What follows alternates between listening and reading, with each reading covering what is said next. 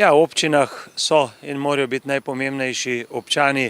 Občina jih z veseljem in pa s ponosom spremlja skozi celo življenje in seveda Zakon o dolgotrajni oskrbi je vezan na obdobje kvalitetnega, zrelega staranja. Našim občanom želimo, da bi to potekalo do njih čim bolj prijazno, čim ceneje in pa čim manj stresno.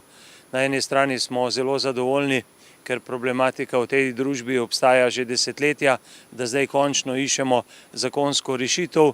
Vsak začetek je težak, vse rešitve v osnutku in predlogu zakona še niso idealne, zato smo skupaj s stranko Desus, občinsko upravo, Domom Petra Uzarja, Društvom upokojencev organizirali odprt sestanek, javno tribuno, se odkrito pogovarjali o temah in predlagali tudi dobre rešitve, dopolnitve, izboljšave v zakonu. Kar nekaj tega je.